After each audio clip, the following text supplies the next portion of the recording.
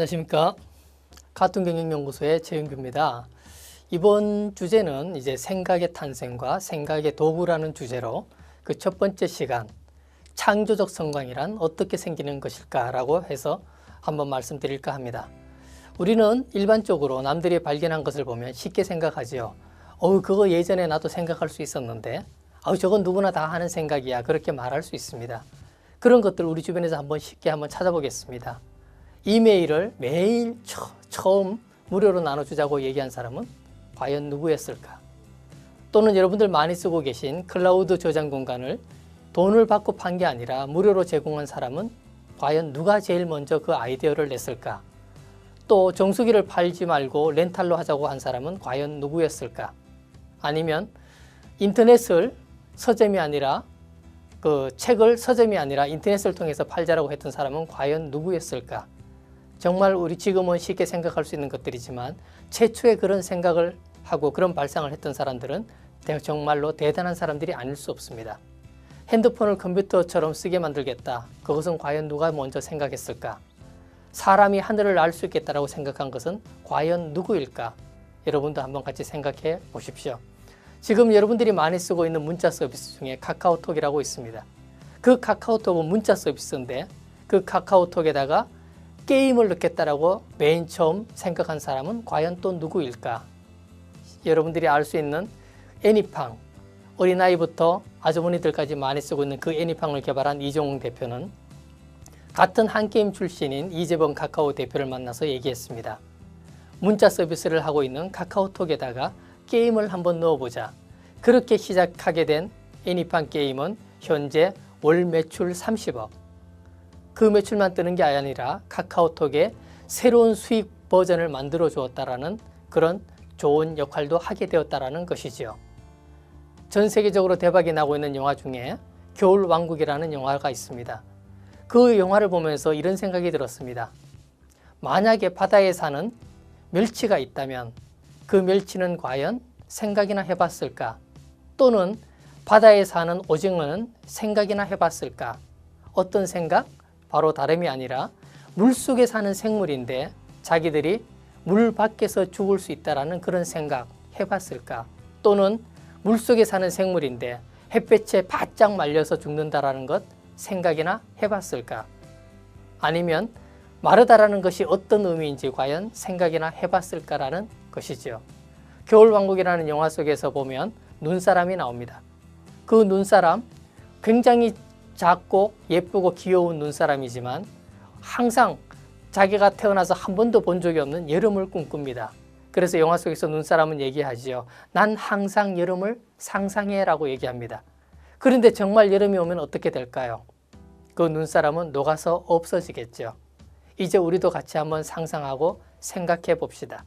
내가 그렇게 바라는 꿈, 내가 그렇게 이루고자 하는 목적, 그 목적을 이루기 위해서 이 눈사람이 자기가 희망하는 여름이 오면 녹아 없어지듯이 현재 내가 가지고 있는 모든 것들이 그 꿈을 위해서 희생할 수 있는가 없는가 생각해 보셨습니까? 그러한 모든 생각들, 거기에서부터 창조적 성광들은 떠오르기 시작합니다.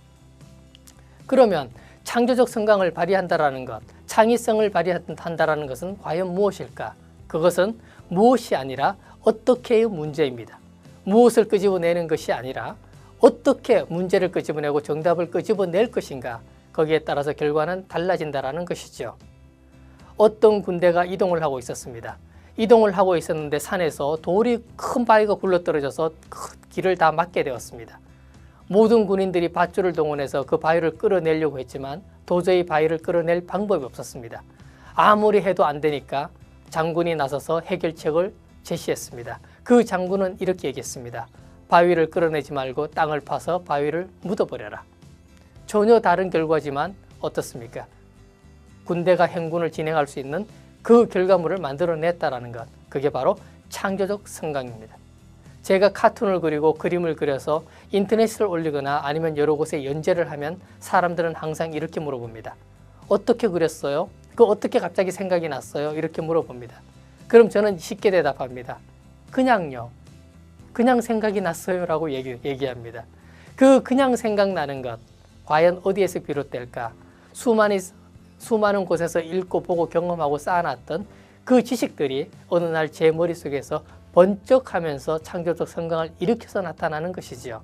결국 창조적 성광이란 지식과 생각의 융합입니다. 그 생각의 힘을 가지기 위해서는 어떻게 해야 될까? 영화나 전시처럼 시각적 자극에서 오는 어떤 영감을 얻을 수 있는 것, 함께 일하는 사람들과 교류 속에서 얻는 영감일 수도 있고요. 여행을 통해서, 낯섦을 통해서 그 속에서 배우는 시공간적인 영감일 수도 있습니다. 그래서 창조적 성광이란 여행을 하고 책을 쓰고 책을 읽고 영화를 보고 사람들과 대화하는 그런 모든 소통 장르에서 생겨날 수 있다는 것이죠. 누구나 겪는 기회들이지만 얼마나 자신을 비워두고 천천히 그리고 다르게 가느냐가 바로 관건입니다. 그래서 우리는 생각하는 시간을 가져야 됩니다.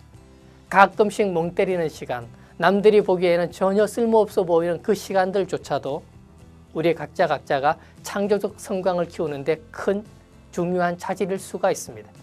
어린 시절 저는 햇빛이 내리쬐는 나무 밑에 앉아가지고 하염없이 몇 시간씩 거기서 누워 있었던 적도 있었고요. 개미굴을 바라보면서 정말 하염없이 3시간, 4시간 계속 그 하나만을 바라본 적도 있었습니다. 아니면 마루 밑에서 놀고 있는 강아지를 바라보면서 몇 시간씩 보낸 적도 있었습니다.